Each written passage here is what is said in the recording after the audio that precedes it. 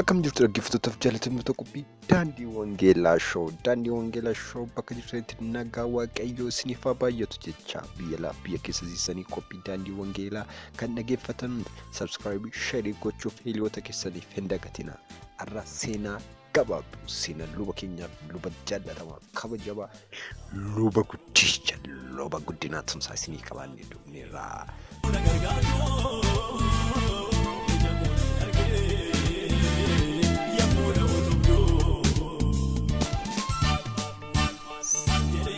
Luba Guddinaa Tumsaa bara 1929 Wallagga keessaa iddoo Boojjii jedhamutti dhalatan.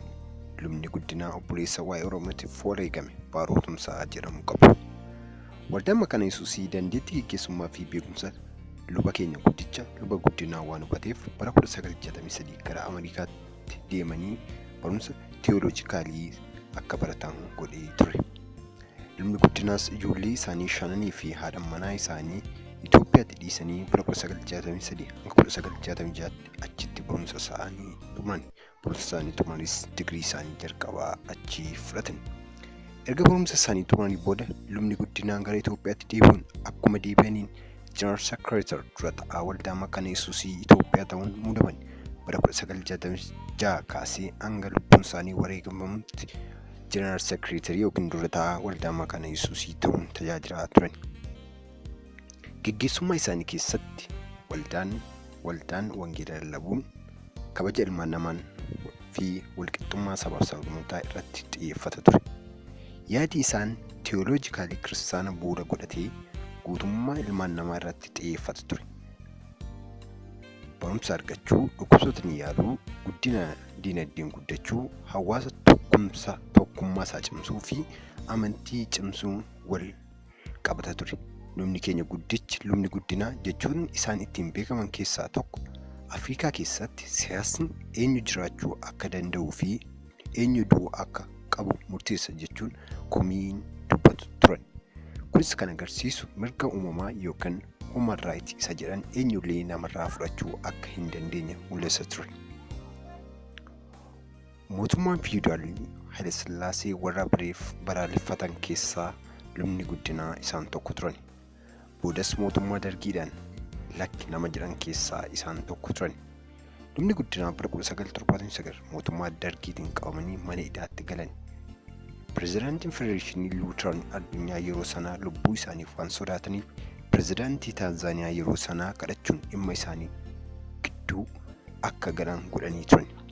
Pireezidaantiin Taanzaaniyaas mootummaa Itoophiyaa wajjin dubbatanii akka gadhiifaman godhanii turan. Carraa kanatti fayyadamanii akka biyyaa baqatan ni Taanzaaniyaa jiraatan yeroo gaafataman lubni keenya lubni Guddinaan garuu waldaa koo dhiisee hin baqadhu jechuun didaa turan. Waldaa koof amantoonni koo as jiru egaa ani dura bu'aa waldaa ta'e utuu hin jiru akkamittiin yeroo qormaataa kana keessatti amantoota koo gatee baqadha jedhanii irra deddeebi'anii abboota wangeelaa wajjin asuma akka turan itti himan. Macaafa qulqulluu keessatti yoo ilaalle macaafa Qorontos 2:5-15 irratti jiraatan si'achi isa isiniif jedhee du'aaf kaafame malee ofii isaaniitiif akka hin jiraanne inni hundumaaf du'eera jedha. Gaafa Adoolessa 28 lubni Guddinaa qabamanii mana hidhaa keessatti ajjeefaman. Duuti isaanii mul'ataa fi dandeettii guddaa teoloojii irratti qabanii fi waldaa Itoophiyaa yeroo sanaatiif waan baay'ee irraa barbaadu akka dhabdu godheera. Akkasumas teoloojii Afrikaa illee guddaa miidhee ture. Kun immoo lubootaaf, barsiisotaaf, raajota, ergamtoota, tiksootaa fi faarfattoota warreen mana waaqayyoo keessa iddoo adda addaa hojjetaniif ergaa guddaa qaba.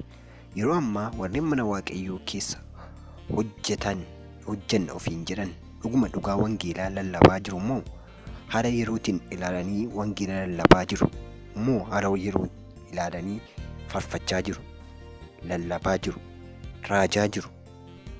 Akkamittiin of ilaaluu akka qaban Luba Guddinaa Tumsaarraa waan guddaa hubatu. Lubni Guddinaa yeroo sanatti biyya isaanii gadhiisuu didanii biyya isaanii keessatti eessan dhiisee deema amantoota koof eessan dhiisee deema jechuun dhugaa wangeelaaf dhugaa sabaaf kan dhaabbatan turan. Kanarraas raajoon namaa, ergamtoon namaa, lallabdoon namaas waan guddaa irraa hubatu jennee yaadna. Yaadannoo luba keenya guddicha Luba Guddinaa Tumsaaf jecha dhaabbanni Guddinaa Tumsaa Foundation jedhamu dhaabbatee jira. Kaayyoon dhaabbata kanaas namoota rakkatoo fi miidhamootaan gargaaruudha. Eebbifamaa. Waan nu dhaggeeffattaniif eebbifamaa. Subscribe gochuu hin dagatinaa. Torban amma walitti arginutti nagaa Waaqayyoon nu ta'a. Waaqayyo isin haa eebbisu.